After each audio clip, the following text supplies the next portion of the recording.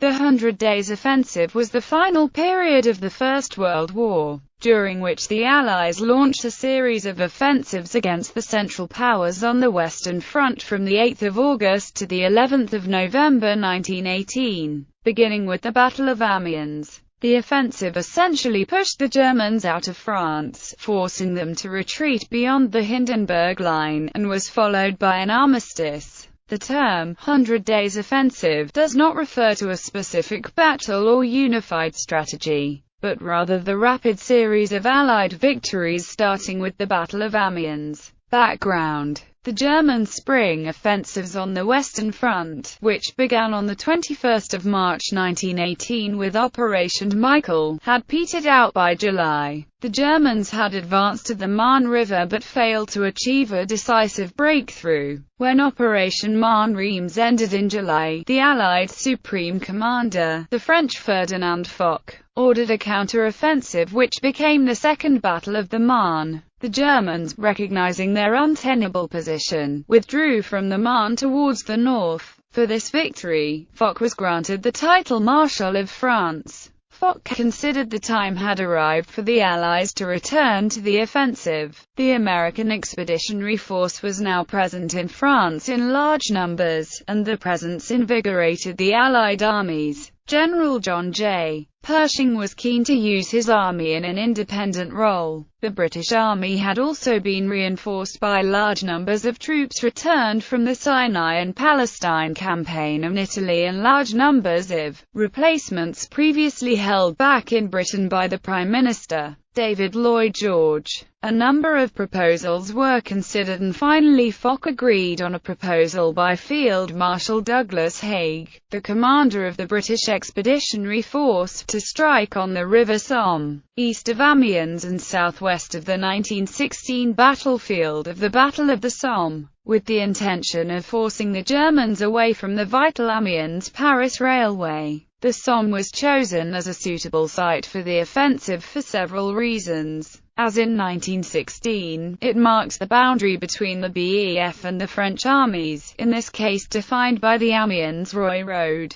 allowing the two armies to cooperate. Also, the Picardy countryside provided a good surface for tanks, which was not the case in Flanders. Finally, the German defences, manned by the German Second Army, were relatively weak, having been subjected to continual raiding by the Australians in a process termed peaceful penetration battles. The advance in Picardy, the Battle of Amiens. The Battle of Amiens opened on the 8th of August 1918, with an attack by more than 10 Allied divisions, Australian, Canadian, British and French forces, with more than 500 tanks. Through careful preparation, the Allies achieved surprise. The attack, led by the British Fourth Army, broke through the German lines and tanks attacked German rear positions, sowing panic and confusion. By the end of the day, a gap 15 miles wide had been created in the German line south of the Somme. The Allies had taken 17,000 prisoners and captured 330 guns.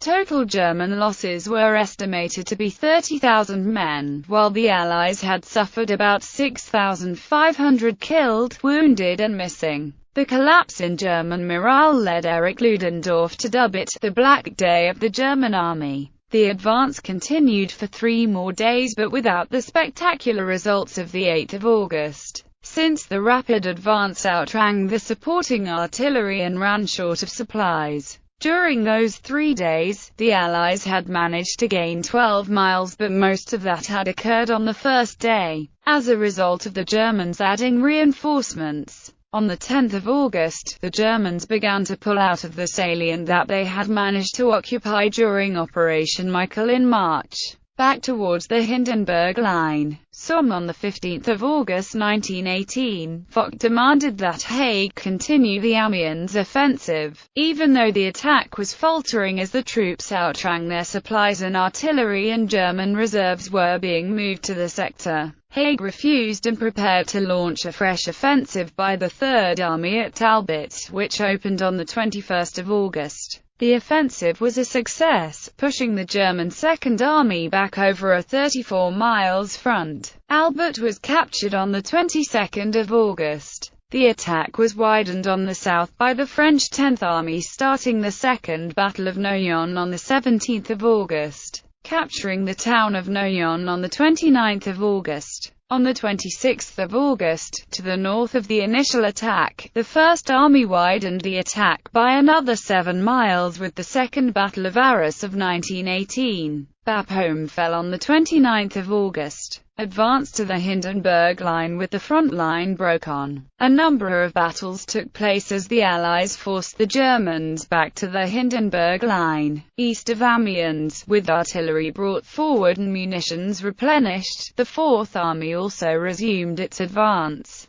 with the Australian Corps crossing the Somme River on the night of the 31st of August, breaking the German lines during the Battle of Mont-Saint-Quentin. On the 26th of August, to the north of the Somme, the First Army widened the attack by another 7 miles with the Second Battle of Arras of 1918, which includes the Battle of the Scarpa and the Battle of Drocourt-Queensline. South of the BEF, the French First Army approached the Hindenburg Line on the outskirts of Saint-Quentin during the Battle of Savy-d'Arlan, and the French 10th Army approached the Hindenburg Line near Laon during the Battle of Arc-Salon. The British Fourth Army approached the Hindenburg Line along the Saint-Quentin Canal during the Battle of Épinay. By the 2nd of September, the Germans had been forced back close to the Hindenburg Line, from which they had launched their offensive in the spring. Battles of the Hindenburg Line. Foch planned a series of concentric attacks on the German lines in France, with the various axes of advance designed to cut German lateral communications, intending that the success of an attack would enable the entire front line to be advanced. The main German defences were anchored on the Hindenburg Line, a series of defensive fortifications stretching from Cerny on the Aisne River to Arras, before Foch's main offensive was launched. The remaining German salients west and east of the line were crushed at Havrincourt and Saint-Mihiel on the 12th of September and at the Battle of Épinay and the Battle of the Canal du Nord on the 27th of September. The first attack of the Grand Offensive was launched on the 26th of September by Frébench and the AEF in the Meuse-Argonne Offensive, the Battle of Saint-Thierry, the Battle of Montfaucon and the Battle of Chesnay of the 1st of November. The offensive involved attacking over difficult terrain, resulting in the Hindenburg Line not being broken until the 17th of October.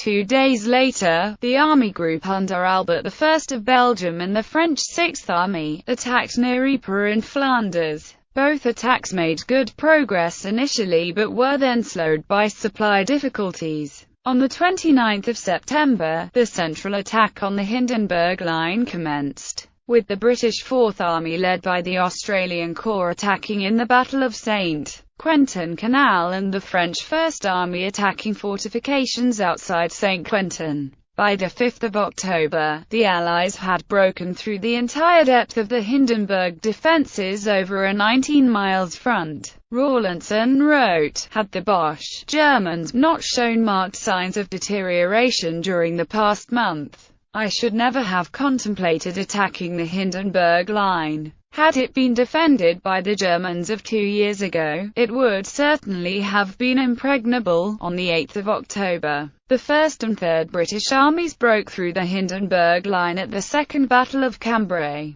This collapse forced the German High Command to accept that the war had to be ended. The evidence of failing German morale also convinced many Allied commanders and political leaders that the war could be ended in 1918. Previously, all efforts had been concentrated on building up forces to mount a decisive attack in 1919, beyond the Hindenburg Line. Through October, the German armies retreated through the territory gained in 1914. The Allies pressed the Germans back toward the lateral railway line from Metz to Bruges, which had supplied the front in northern France and Belgium for much of the war. As the Allied armies reached this line, the Germans were forced to abandon increasingly large amounts of heavy equipment and supplies, further reducing their morale and capacity to resist. There were many casualties in the Allied and German armies. Rearguard actions were fought during the pursuit to the Selle, Battle of Courtrai, Battle of Montorigny, Battle of the Selle, Battle of Litanesco, Battle of the Serre, Battle of Valenciennes and the Battle of the Sambre and the Battle of Thiérache, with fighting continuing until the last minutes before the armistice took effect at 1100 on the 11th of November 1918. One of the last soldiers to die was Canadian Private George Lawrence Price, 2 minutes before the armistice took effect. Bibliography. Bond, Brian. The Unquiet Western Front. Britain's Role in Literature and History. London. Cambridge University Press. ISBN 978-0-521-03641-2. Bean, Charles Edwin Woodrow. The Australian Imperial Force in France during the Allied Offensive. Official History of Australia in the War of 1914-1918. Vi. Angus and Robertson. OCLC 41,008,291. Retrieved 29 July 2015. Christie, Norm M. For King and Empire, The Canadians at Amiens, August 1918. CEF Books. ISBN 1-896979-20-3. Christie, Norm M. The Canadians at Arras and the Drocourt Queensline, August-September 1918.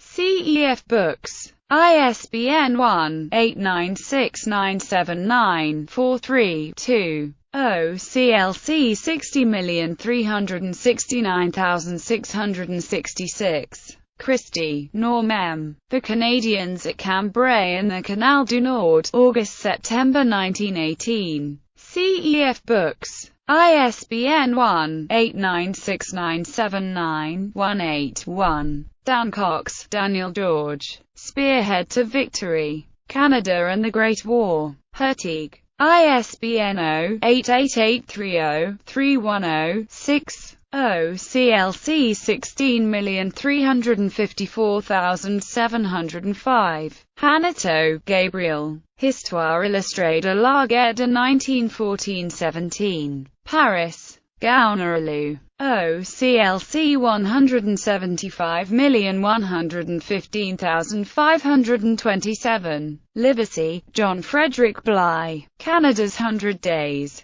Thomas Allen. OCLC 471,474,361. Lloyd, Nick. 100 Days. The End of the Great War. Viking. ISBN 978-0-670-92006-8. Montgomery, Sir A. The Story of Fourth Army in the Battles of the 100 Days, August 8 to November 11, 1918. London. Hodder and Stoughton. OCLC 682,022,494. Retrieved 29 July 2015. Orgill, Douglas. Armored Onslaught. 8 August 1918. New York. Ballantine Books. ISBN 0-345-02608-X. Priestley, E. Breaking the Hindenburg Line. The Story of the 46th Division. London. Unwin.